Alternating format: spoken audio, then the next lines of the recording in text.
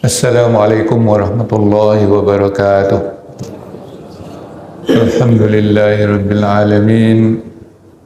Wassalatu wassalamu ala asyrafil anbiya'i wal mursalin Sayyidina Muhammadin wa ala alihi wa ashabihi wa man tabi'ahum bi ihsan ila yaumiddin. Amma ba'd, fa ya ayyuhal muslimun rahimakumullah. Allahumma 'allimna ma yanfa'una wanfa'na bima 'allamtana. Subhanaka la ilma lana illa ma 'allamtana innaka antal alimul hakim. Bersyukur kita kepada Allah SWT pada pagi hari ini kita masih diberi peluang waktu, kesempatan dan kesehatan untuk menjalani kehidupan kita dan juga iktikaf di masjid pagi hari ini sambil membaca Al-Quran. Mudah-mudahan dicatat amal kita sebagai amal yang soleh. Amin ya rabbal alamin. Salawat kita kepada junjungan kita Rasulullah, Allahumma salli ala sayyidina Muhammad wa ala ali sayyidina Muhammad. Melangkah ke ayat yang berikutnya, yaitu ayat ke-61 dari surat Al-Isra. A'udzu billahi minasyaitonir rajim. Wa idh qulna lil malaikati isjudu li adama fasajadu illa iblis qala a asjudu liman khalaqta tina qala ara'aytaka hadha alladhi karramta alayya la in akhartani ila yaumil qiyamati la ahtanikanna zurriyatahu illa qalila.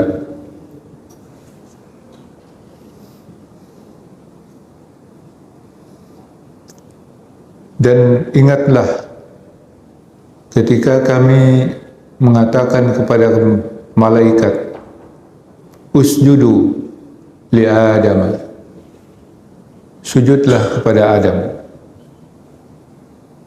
Fasajadu, maka mereka semua sujud, illa iblis, kecuali iblis. Qala, iblis berkata, asjudu, apakah aku akan sujud liman khalaqta tina, bagi siapa yang engkau ciptakan dari tanah. Qala ara'aytaka hadzal ladzi karramta alayya, iblis berkata, jelaskanlah kepadaku, inikah yang engkau muliakan atasku. La in akhartani ila yaumil qiyamah, sungguh jika engkau tunda aku, beri waktu ke aku sampai hari kiamat, la ahtanikanna zurriyatahu, niscaya akan aku sesatkan anak cucunya, illa qalila, kecuali sedikit.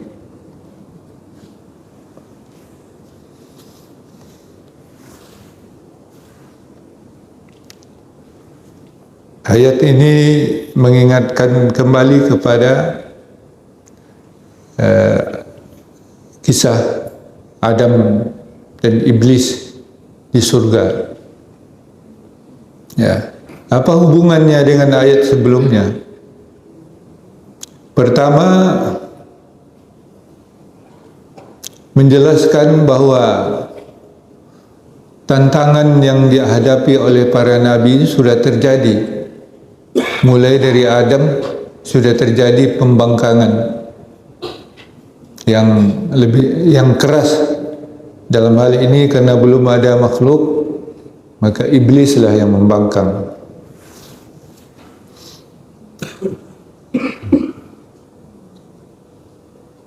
Yang kedua, menguatkan mental Rasulullah SAW atas pembangkangan kaum musyrik. Sudah diceritakan berbagai ayat oleh Rasulullah SAW kepada mereka, kaum musyrik Mekah, tapi tidak ada bertambah. tidak ada lembut hati mereka, bahkan mereka yang bertambah adalah kedurhakaan, illa tughyanan kabira. Hanya kedurhakaan yang besar mereka yang bertambah. Maka iblis itu seperti itu juga. Dia membangkang kepada Allah SWT, bukannya dia bertobat mengaku bersalah, tapi dia menantang, maka menyesatkan semua anak cucu Adam itu untuk menjadi temannya nanti. Maka manusia musyrik itu ada juga yang menyembah para iblis itu, yang disebut taghut. Nah, kerja mereka itu,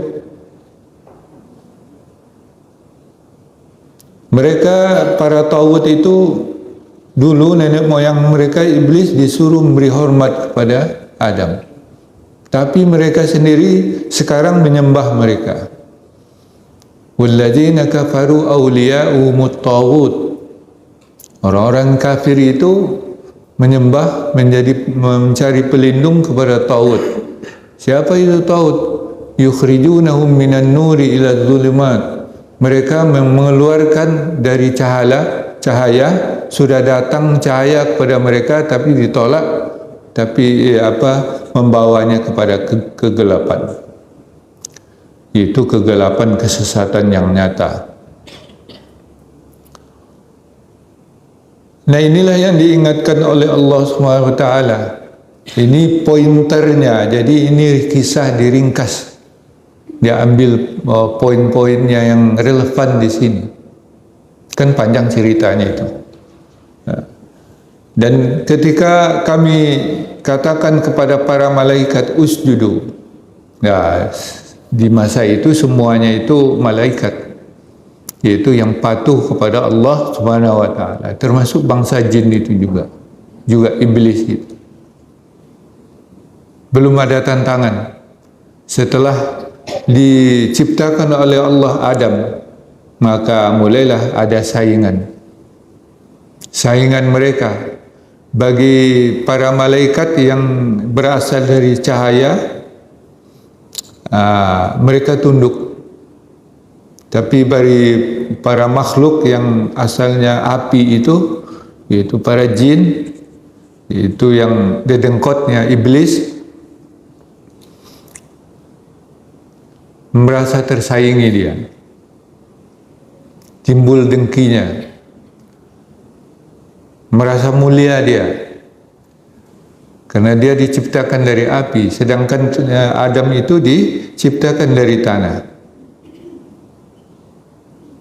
Maka iblis tidak mau memberi hormat. Jadi usjudu itu sujud, memberi hormat. Ya. Mungkin saja sujud menghadap kepada Adam, tapi yang disujudkan itu adalah Allah SWT atas perintahnya. Seperti kita sujud menghadap kiblat, bukan arti menyembah kiblat atau Ka'bah, tetapi kita menghadap, sujud kepadanya, yang kita sembah adalah Allah Subhanahu wa taala. Maka semuanya sujud kecuali iblis. Nah, ini ada pertanyaan, kenapa engkau tidak sujud ya iblis? Di sini jawabannya aja yang dikutip. Qala asjudu liman khalaqta tina. Apakah aku akan sujud bagi orang yang engkau ciptakan berupa tanah. Tanah dikisahkan dari Israiliyat, diriwayatkan dari Ibnu Abbas bahwa iblis itu ikut ya ke bumi ini untuk mengambil tanah. Ya. Diambil tanah yang tawar, azbun, turabun azbun, tanah yang tawar, dan diambil juga tanah yang masin. Rupanya ada tanah yang masin. Nanti kalau yang dominan yang tawarnya dia akan menjadi baik, kalau yang dominan mesinnya dia akan jadi jahat, pengikut setan. Itulah cerita Israiliyat. Tapi yang jelas manusia ini, Adam ini diciptakan dari tanah, lahir dari tanah, dari bumi ini. Lalu poin berikutnya adalah yang diingatkan oleh Allah dalam ayat-ayat ini adalah kata-kata iblis, ara'aitaka. Ini juga bahasa khas, tapi biasa digunakan oleh orang Arab. Ara'aita maksudnya minta penjelasan. Ara'aita, ka itu adalah ziyadah, yaitu huruf khitab yang fungsinya adalah takkid, menguatkan khitab. Ya. Biasanya diucapkan oleh raja kepada hambanya. Nah, ini menunjukkan kesombongan, keangkuhan iblis. Masa Allah disebut ara'aitaka.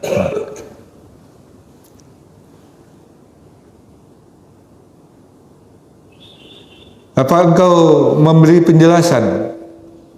Apa yang akan dijalan? Itu ada istifham ataupun yang akan dijelaskan oleh, yang minta dijelaskan oleh iblis kepada Allah SWT. Hadzal ladzi karramta alayya, inikah yang engkau muliakan atas aku? Makhluk inikah yang engkau muliakan atas aku? Ini menunjukkan keangkuhan dan kesombongan dan kedengkian iblis kepada Adam. Adam yang diciptakan oleh Allah sebagai makhluk fisik, ya, tapi dimuliakan oleh Allah SWT. Disuruh para malaikat memberi hormat kepadanya.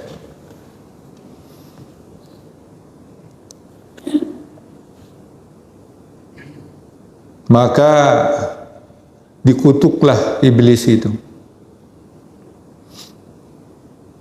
dikeluarkan dari surga atau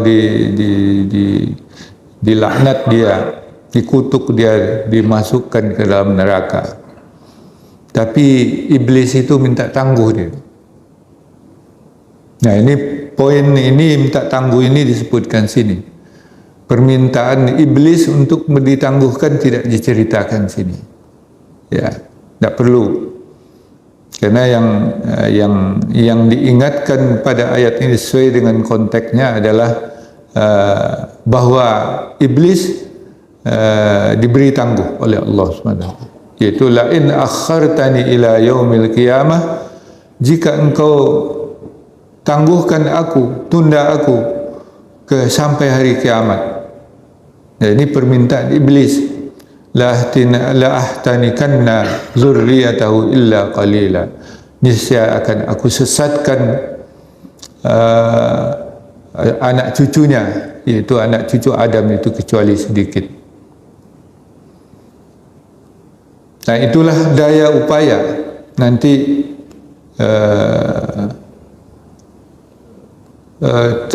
janji daripada iblis itu untuk menyesatkan anak Adam,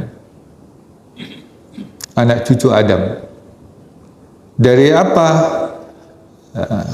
Karena adanya kedengkian kepada anak Adam, kepada manusia ini. Jadi kecemburuan iblis itu karena dimuliakan oleh Allah. Walaqad karramna bani Adam, nanti ada di ayat-ayat berikutnya, kami muliakan bani Adam itu. Ya, dengan memberinya makhluk fisik, diberi akal dan diberi nafsu.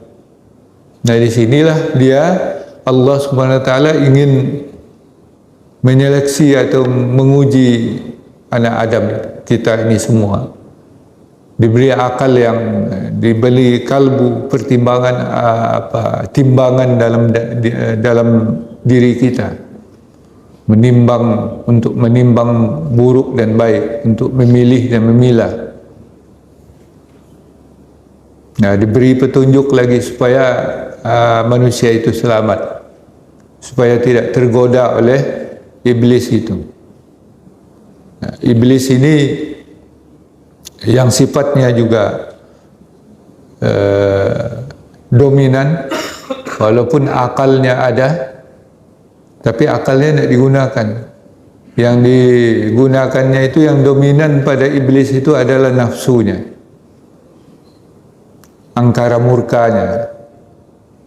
Oleh sebab itulah dia bisa atau tegak untuk menyesatkan anak Adam sebanyak-banyaknya, sedapat-dapatnya mereka. Tidak bisa sekali, 2 kali. Tidak bisa 2 kali, 3 kali. Sampai anak Adam itu terjerumus. Kalau anak Adam itu kebetulan orang yang lemah, yang kurang kuat godaan, maka terayulah si anak Adam itu menjadi pengikutnya.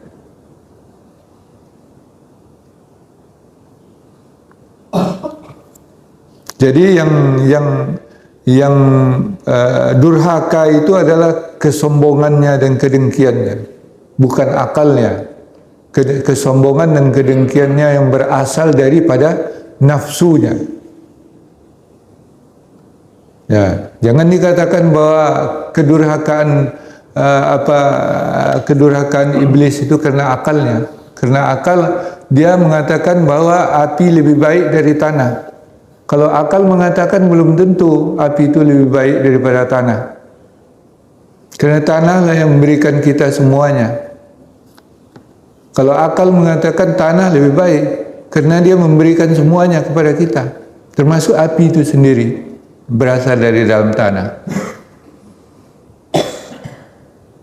Apa yang tidak diberi oleh tanah itu kepada kita? Coba sebut. Itu kalau akal berbicara, tapi karena nafsunya yang berbicara, maka dia katakan api itu lebih baik daripada tanah. Dari sisi mana baiknya api itu?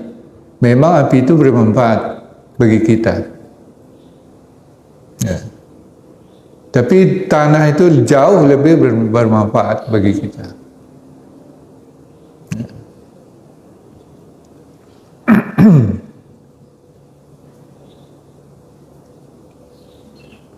Nah, itulah iblis laknatullah, yang dilaknat oleh Allah Subhanahu wa taala.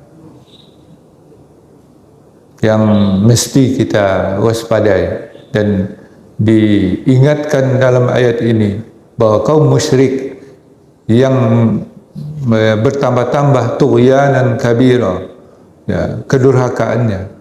Jadi tughyanan itu berasal dari tagha juga. Dari tagha itu juga terbentuk kata taghut, ya. Taghut itu adalah iblis itu yang mereka sembah, yang disembah oleh orang-orang musyrik. Itu kaitannya rangkaian ayat ini yang menjelaskan kepada kita bahwa iblis itu memang makhluk yang dipenuhi oleh nafsu angkara murka, nafsu ammarah, yang selalu menyuruh kepada yang sesat, yang durhaka. Segala yang durhaka itu, segala yang haram itu dibisikkan oleh iblis itu enak.